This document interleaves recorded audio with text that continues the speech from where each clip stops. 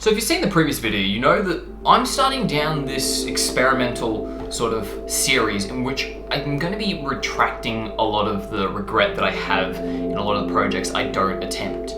There's an idea of seeing something and going, oh, I wish I could do that, or I wish I did that. And taking back control over that, removing the wishing, adding the action, and making this series, which is, I could do that. Where effectively I take one of those projects that I've always thought out of reach, or I needed more skill before I started it, and went, okay, if I were to condense all of that, let's say I'm making a whole business plan for it, and I was to condense it down to a month, what are the key things that I would need to work on, finish, and put out there in order for that to be a considered success? And it gives me a way to also play around with different ideas, because I've always been the person to jump from idea to idea. I've never felt comfortable just sitting still in what I've been doing. I've always had to have something that excites me. And so far, it's worked out well in my regard. I've been very happy with my career choices thus far and the projects and friends that I've met because of the different choices I've made in lifestyle. But enough about my general history. I want to jump into this first month into something that I've played around with the concept of so many times, but never finally bit the bullet and just went for it. And that's creating my own apparel series. Now, I follow so many artists, and there are quite a few in which I've held in high enough regard to spend money to get some of their things, be it on a jumper, be it on a shirt, hell, even being art, like the one above my head right here. You really can't say that well. But the idea there is that I valued that person's work enough to go, I want to wear that. I want that in my life on a regular basis. And also, there's an aspect of being able to support that artist. Now, in the past, I've realized for me personally, in my limited scope of things, there was two ways to go about making money. One, you go down the route that I did, which is you start running a business in which you deal with clients and businesses and go, okay, cool, what is your problem? Here is my solution to that thing. You pay me for that solution and going through with that. And that's a traditional business sense, which I think helped me a lot understanding how I can go through projects like that. But the other side has always been elusive to me. The ones in which people make a living off of making their art. And this year I've been delving into that a lot more, and I've been meeting some people that have effectively done that hundreds and hundreds of times over. And it blows my mind that people could do that. It was something that was so far out of my own perception that I didn't realize that it was actually fairly achievable. And that's where this sort of comes into it, because I wanted to make a series that isn't just, oh, well, here is my work on a shirt. Oh, well, here is a print of this thing I made. I wanted to make a series that I would wear as well. Something that I would spend money to go, I want that in my life, like the artists I have supported. And when it comes to the overall scope of things, I realize I'm not going to be making a whole business in a month. And if I do, well, that's a little bit too much work for a prototype, if you ask me. So I wanted to go with that prototype mentality. I wanted to create an MVP. And no, that's not a most valuable player. It's a minimum viable product. Or effectively, I am making the thing that is just enough to set the barrier of entry so that I can send it out there, see how people respond to it, react, and then update it according to those things. So as I'm going through the different idea concept stage, before I even got to the whole how am I going to do it, I started to wonder, what would I focus it around? What is the stuff that I love to wear outside of, oh, that's just that artist's work? And throughout most of my life, I've never liked wearing a big brand name on me. I've never liked the ones that just have a picture of something on it that's okay, that's a thing. What I have loved, however, is the idea of subtle nerddom, where things look like very high-end or part of a very popular culture thing, but then you look at it and you go, wait a second, that's not meant to be there. What's that doing there? It doesn't make sense. Because my whole life I've been a giant nerd. I was that guy that was playing Pokemon when it first came out and brought my Game Boy into school just to have it taken off me multiple times.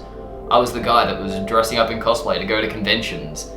I'm deep in the nerddom. And one of the things that really caught my interest in the past 5 to 10 years is role-playing games, and in particular Dungeons and Dragons, because It has built a connection between me and my friends that previously wasn't there. I've gotten so much closer to a lot of them because of it. And likewise, I've made completely new friends just off of the mentioning that I played and I ran games. And this culture itself is something I adore. It's this community that everyone can enter and everyone feels accepted, and you start building like almost physical memories of events that happened, but it was just collective storytelling. And there's something so beautiful about that. So I wanted to blend that sort of mentality with the idea of street style apparel. Now, I'm not the sort of guy to go out and full tech wear sort of stuff. Like, I'm just talking general styles on like shirts and hoodies and whatnot. So I wanted to grab both of those and blend them together. So this month, effectively, I'm going to be making maybe a handful of different designs and putting it up on my website. Now, when it comes to the business side of things, I have done apparel design before. I've worked with different companies in which we have gone, okay, cool, here's this design, print me like 200 of this size, 200 of this size, and getting all that done. But then you have to store them, you have to go and pay an upfront cost to getting a bunch of them printed. And for a month in which I'm just playing around with an idea, it doesn't suit the necessary like restrictions I put on for the MVP. I want something that doesn't really cost me anything, that is enough of quality for people to go, okay, cool, I value that. And not just oh, well, I've scribbled on a shirt and there you go. So I've looked into it previously, but I'm going to be going with the whole idea of print on demand, which is effectively online companies that you can plug into your website. Now, I already have a website, I'll get into that in a second. But they plug into, say, your website, and you upload a design onto their site. You go, cool, I'm going to sell this on my site. People then buy that, that order goes directly to that company, they print it, they ship it, they do all of that. And then when the profits come through, they take out a cost for the actual like clothing and some maintenance costs. Now there may be some different ones depending on the companies you go for. But effectively, that is a perfect thing for a minimum viable product. I won't be making anywhere near as much profit if I went the upfront costs and doing it myself. But there is an ease of access that is perfect for testing the waters and seeing if it works. Hell, in the future this tends to blow up, then I'll go with it full bold because I don't know how it will turn out.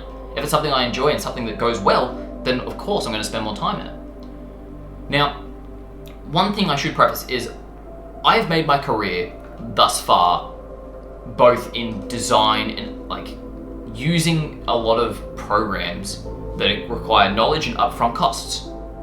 I realize not everyone has access to those things. This isn't a how to do what I'm doing. This is me documenting my journey and going, here's how I'm doing it. There is more than enough ways to Google online alternatives to the programs I use or learn the skills that I have learned over many, many years. Like, for instance, I'm going to be using Maya for my 3D stuff. I'm going to be using the Adobe suite for a lot of the design stuff. I'm going to be using Squarespace because I already have it as my website and it's already all there. I don't have to worry about like the e-commerce side of things because it's all plugged in. And I've already paid for that sort of stuff. So that's what this month is going to be about. I'm going to be playing around with these sort of ideas. And just to give you a little bit of a concept of what I'm going to be doing, after this video, I'll upload a small time lapse of me trying to figure out how to make a realistic fireball simulation that I can then turn into a stylistic design for a shirt. Because the first piece I wanted to make is actually, it's like an inside joke that everyone who plays like Dungeons and Dragons understands, and that is, I cast Fireball. Effectively what that means is there is a spell called Fireball, and every time there is a problem, people just go, oh, I cast Fireball. And it's not suited to every situation, but it solves like a lot of situations. Maybe not to the best way, but that's sort of something that tickled me, so I'm playing with that. So yeah, enjoy the time lapse when that comes out, and I will be updating you with more videos, with more of the details coming through. If there's anything in particular you actually want to see throughout that process, write a comment or message me directly, because I'd love to actually hear what you would find valuable in my process, because that also helps me understand where I can be improving what I'm doing. But yeah, thank you for watching, and hopefully you come along for this ride, and hopefully I can make something that looks pretty cool.